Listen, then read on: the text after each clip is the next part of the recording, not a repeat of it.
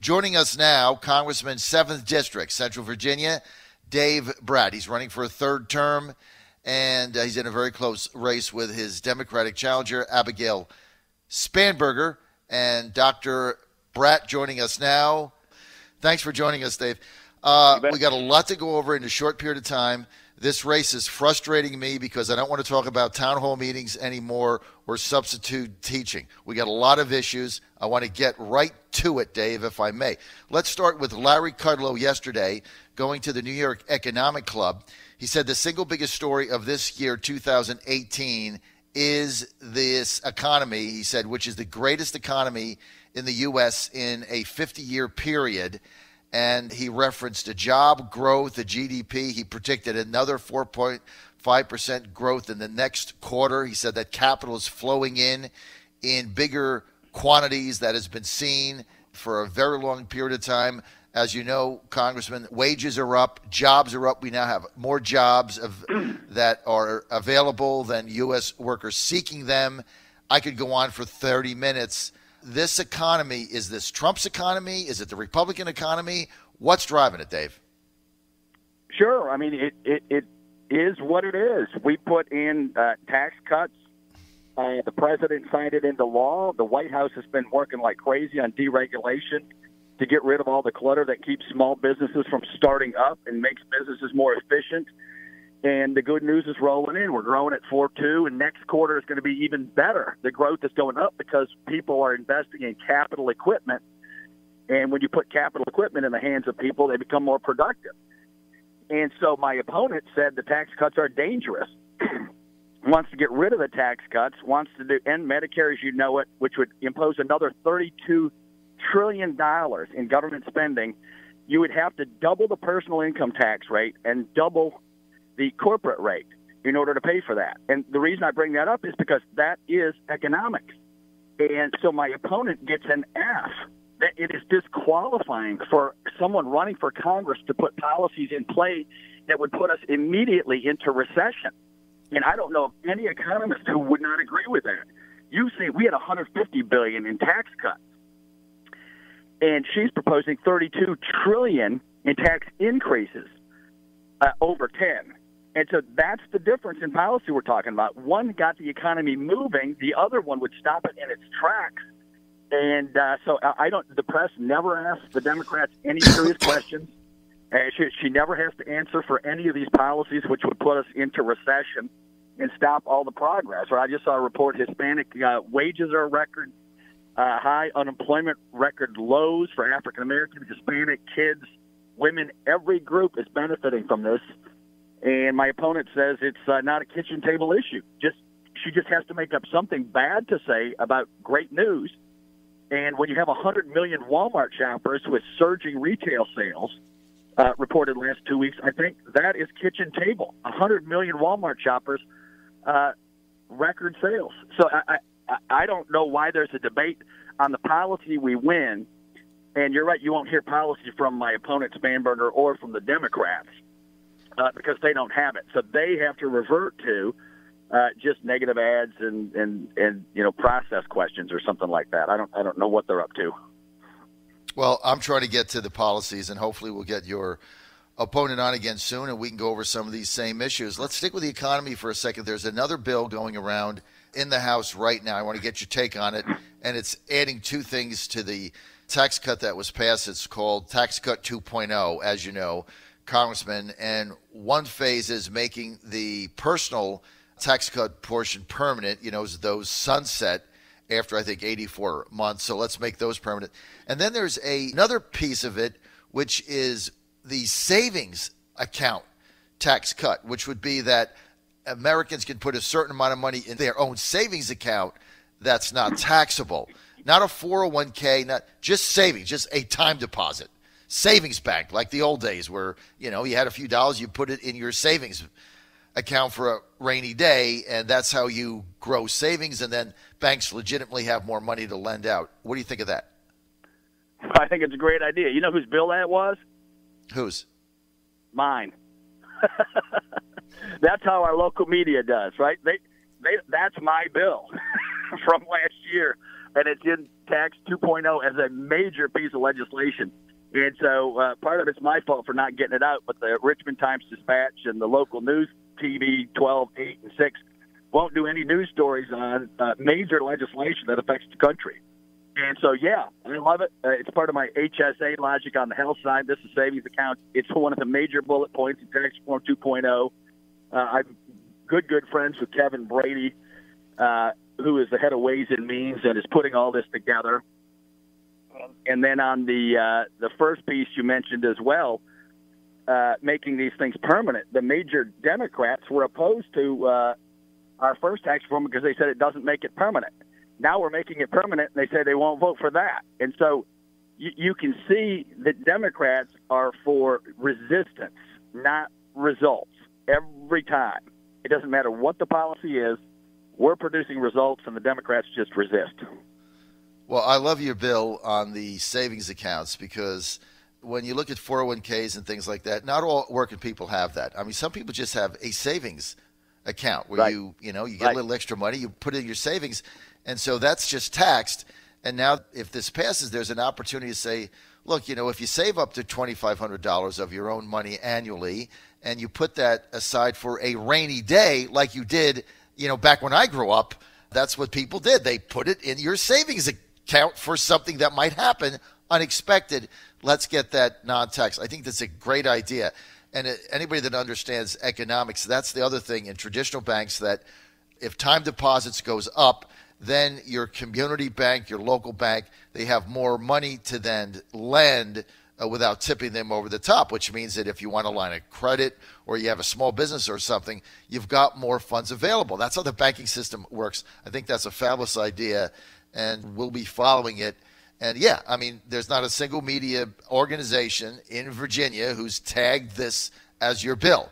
So that's excellent. No, now let's get and then it's hard to get the word out. So I send out people please sign up for my email davebrat.com, and you can find out this information. Right, I was in the middle of the healthcare debate, the original tax cut bill that's been so successful, the Goodland immigration bill, and so we're being productive. And I just had a roundtable last week with Ann Wagner, who put through the trafficking bill that is in law now, that shut down all the predatory online websites. They're already shut down. Backpage was the leading one. Mm-hmm. Basically, it's the bricks and mortar for human prostitution of women and kids. Right. And we've shut it down. The online trafficking piece is down about 80%, and the major sites are all shut down. So we're making progress. For some reason, the RTD covered that one briefly, but it doesn't make the front page. But whenever there's a horse race story on the politics that's not about policy, that's on the front page, unfortunately. So go find the news. We're making some good progress. I'm in the middle of a lot of it. And so thanks for bringing that up, because I failed to tell the folks that's my bill. You're on the John Fredericks Radio Network. You're Godzilla of the Truth in America. We're with Congressman 7th District, Virginia, Dave Brat, running for re-election. That'll be decided November 6th. His Democratic opponent, Abigail Spanberger. Congressman, why is the Richmond Times-Dispatch so hostile to your re-election campaign? I don't know. I mean, Jeff Shapiro wrote another nasty gram, just wrong in the news pages. That's the problematic part, right? People can write what they want on the opinion page, but you'd have to call them and ask them. And I do not get. They have a journalist ethics code like everyone does, and you're supposed to report the news and allow people to make up their decisions. They make the decisions for you instead. And so I always have to get on the radio and other news media and rebut their storyline. I mean, the media is just overwhelmingly left right now.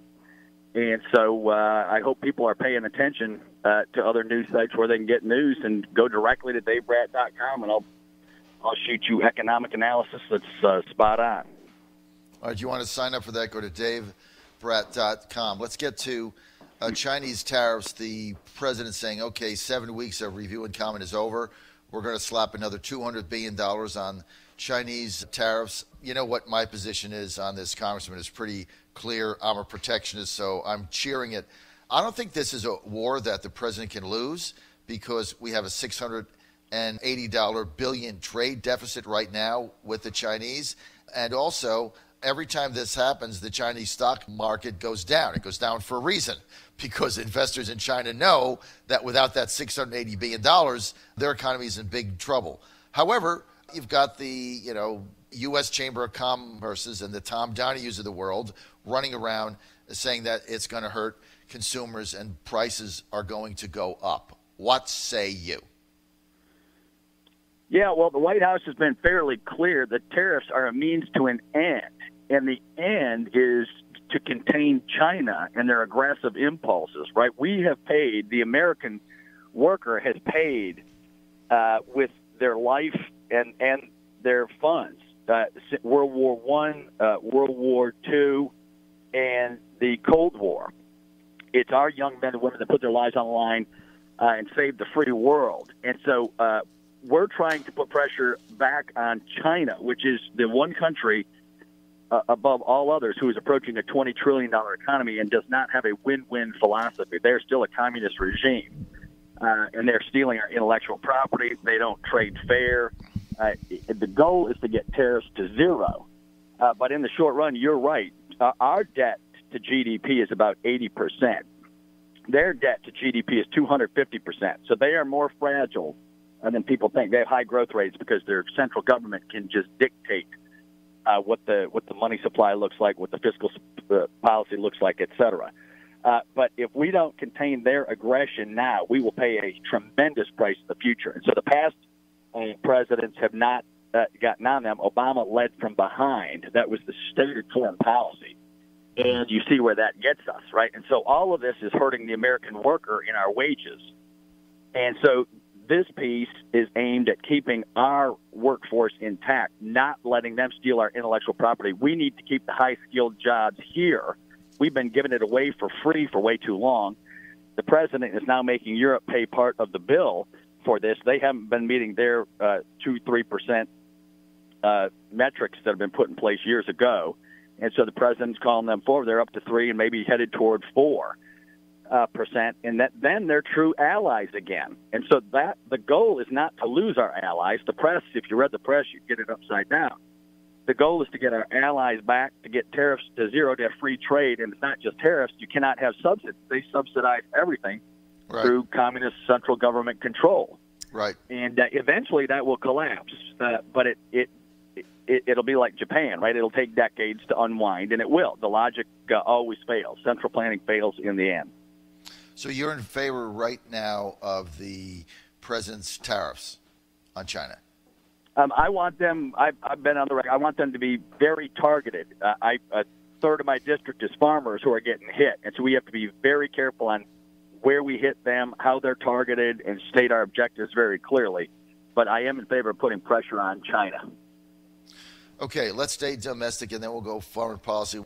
Congressman, although you're not in the U.S. Senate, you're in the House, so you really have no say here. But I do want to get your take on the Justice Kavanaugh confirmation. Now, the public hearing on Monday with Dr. Ford first, then Judge Kavanaugh after that. What do you make of this thing, and what do you think about the timing of when this came out?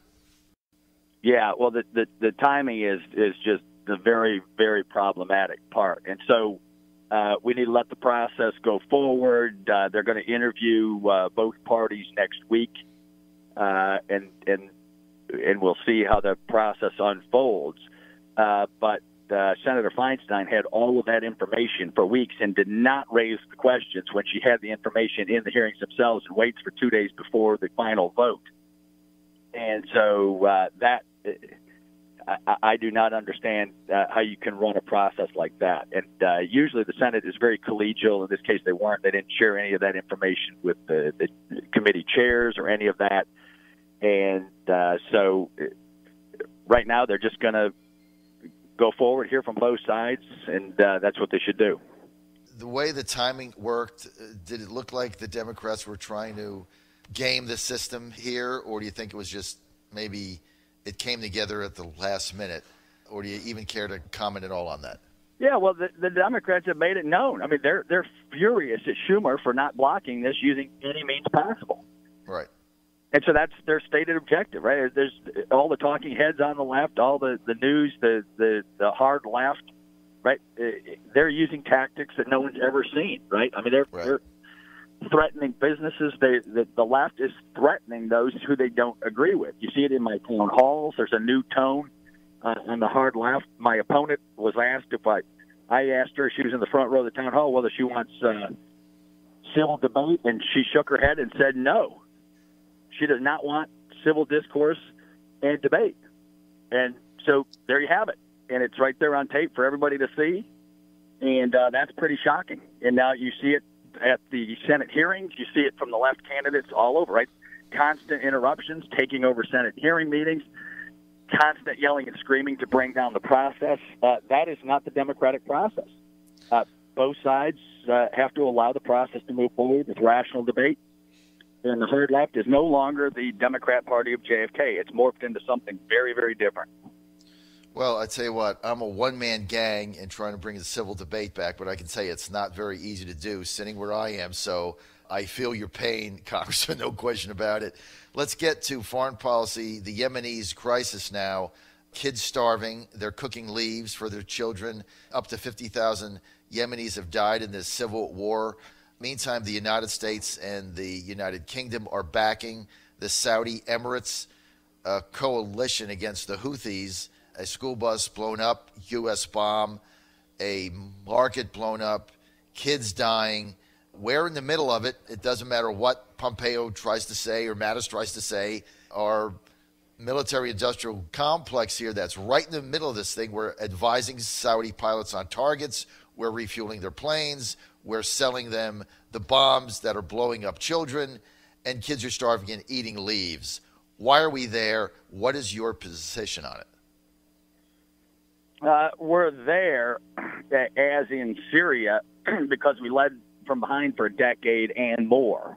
Both parties have responsibility, but the Obama policy of the last decade was especially passive, and the proxy wars are with respect to Iran and Russia in most cases. And now China is going around with a One Belt policy, buying ports and bridges and giving everybody $1 billion gift so they can buy United Nations votes. And everybody knows that. Now that's spread into South America. And so that's why we need to step up to the rest of the world. We don't have to intrude in wars, but that is why we need to build up strong allies. We do not need to be the protectorate for Europe, paying for the whole world. We need Europe to step up and help to be part of that protectorate. They need to be our true allies. They're closer to the region. We need them to step up, and that's what the president is working on. We're working on bringing extreme leverage to China, and then Russia is now mixed up in Syria, and Iran is the proxy for everything that's gone wrong over there. And so we have not had a hard enough position on Iran. Instead, Obama sends them billions of dollars on pallets, billions of cash. It gives them the liquidity to fund. They are the leading state sponsor of terror in the world, and they're funding the terrorist groups in Iran.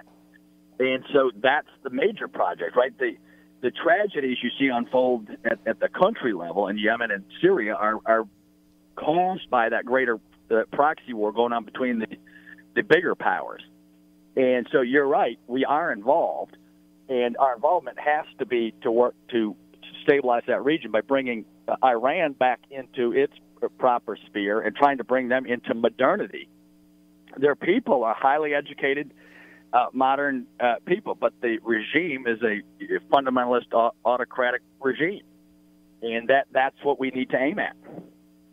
So, Congressman, it sounds like you're saying that you're in favor of us staying there for now. There's going to be a new Congress. Are you going to go to whoever the speaker is and demand an AUMF? Because even our involvement, whether it's Syria or the Yemeni civil war, there's no congressional authorization for any of this. They're going on the 2001 AUMF from the 9/11 days. I know we've had this conversation before, but I have it with everybody, and I get everybody's going to do it. Nobody does it. Are we ever going to get a new AUMF?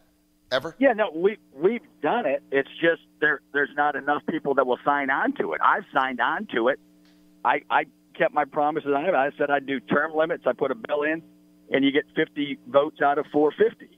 I put a balanced budget amendment in. It gets 50 votes out of 450. I do an AUMF. I sign on to that, and there's just not enough votes. The leadership won't let some of that stuff through. And so, yeah, I mean, we're there because we're entangled in all these oil deals. There's several pipelines running around. One's Saudi, one's Iranian, et cetera. And then some are connected to Russia.